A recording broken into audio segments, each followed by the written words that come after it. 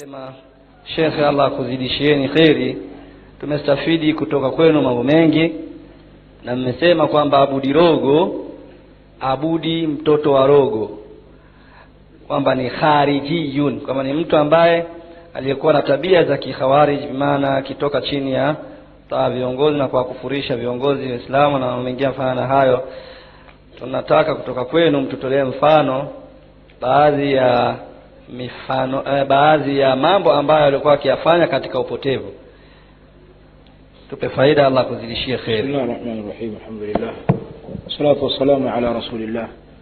Qadhiya ya Abud ambaye shafariki ghafara Allah lah,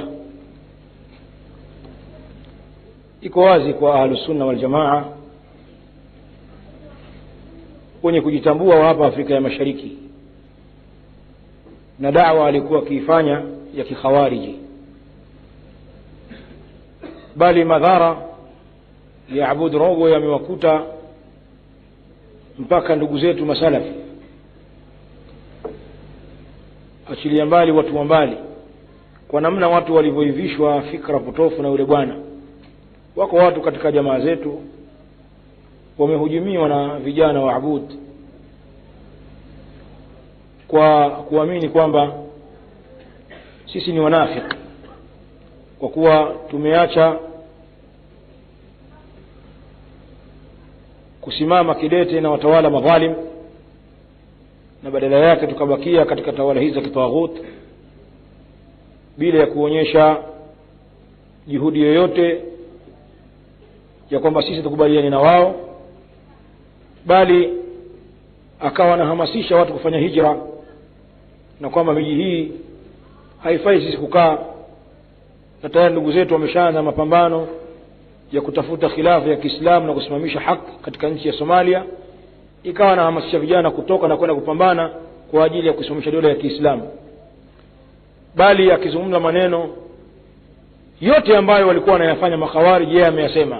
Siwezi kunukuu moja hadi jingine, lakini kubwa zaidi alikuwa anakwenda kinyume kabisa na misimamo ya wanawachuoni katika baadhi ya makundi ya khawarij ya leo, akisapoti makundi ya Boko Haram katika mihadhara yake na matukio anayoyafanya, na haya tunayo kwa sauti zake, akisapoti jihadi feki ya Somalia ambayo wanawachuoni wameizungumza na kwamba hakuna jihadi isipokuwa pamejaa fitna na watu kupupia uongozi, akitetea makundi ya Afghanistan na akiwasifu kina Osama bin Laden na kwamba wale ndio wanaume, na mengi katika mambo ambayo alikuwa akizungumza katika uhai wake.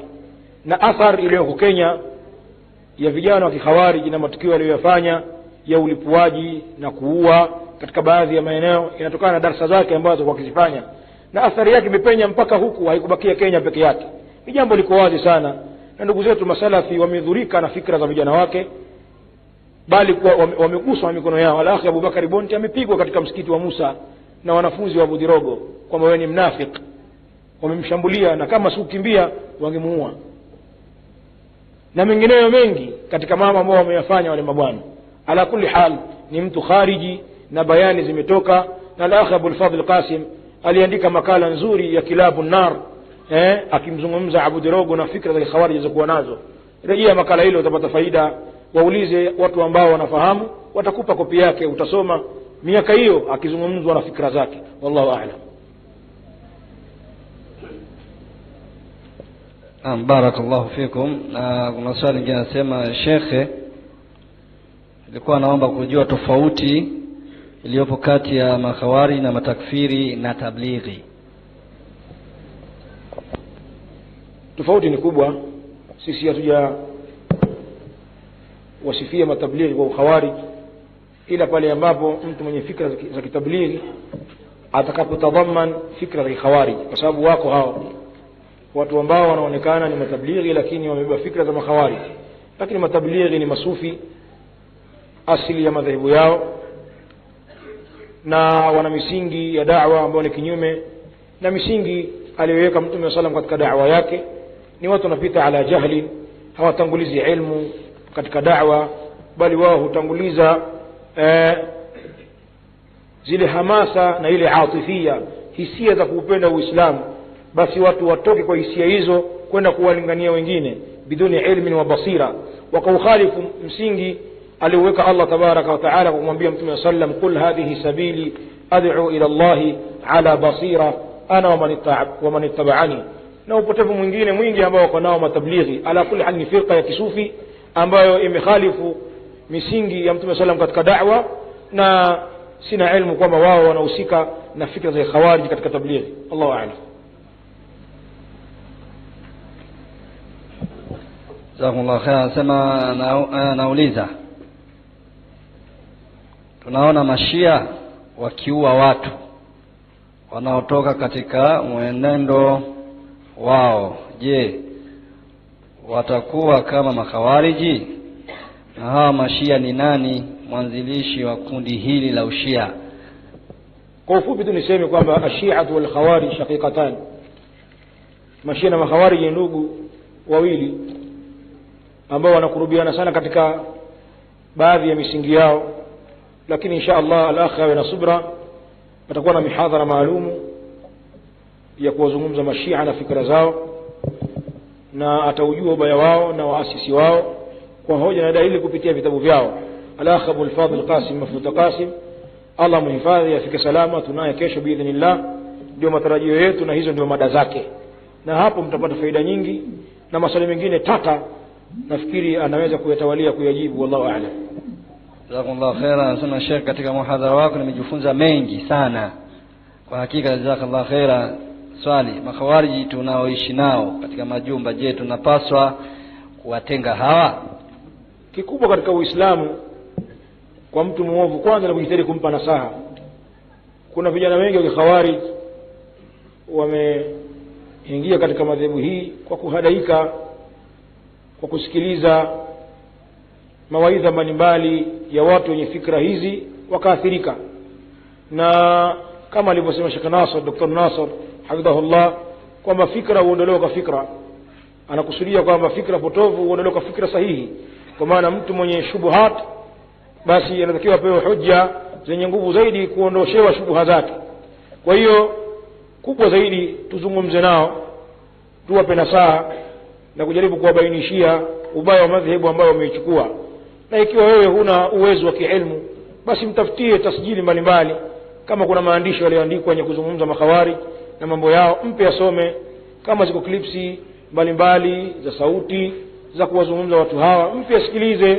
Ala kulli hali tufanye juhudi ya kumlingania, ikiwezekana tafuta watu wenye ilmu, uwaalike, waseme naye, huenda akaelewa.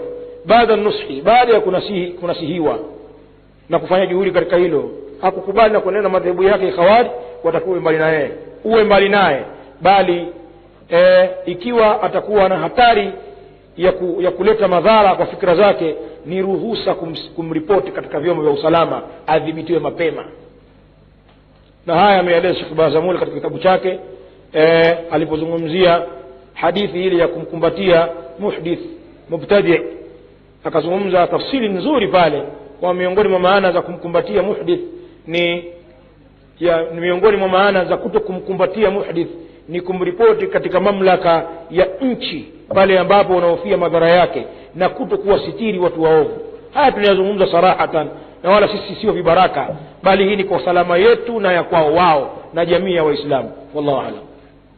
Jazakumullahu khairan. Anasema kwamba kwa nini walinganizi wa kikhawariji pindi wanapozungumzia mambo mengine kinyume na jihadi huwa wanarejea katika vitabu vya ulama wakubwa? Tumezungumza kunako jihadi wanajitenga na maulama wakubwa na kuwadhalilisha hao maulama. Kwanza tumezungumza sisi hapa kwamba makhawariji katika sifa zao yaquluna min khairi qawli al-bariyah, kuzungumza maneno matamu yale ambayo wanayazungumza Ahlus-Sunnah katika baadhi ya maeneo, liyastamilu quluban nas, ili wavute nyoyo za watu. Ndivyo walivyo makhawariji, kwa sababu hoja na dalili ziko juu ya madhehebu ya Ahlus-Sunnah.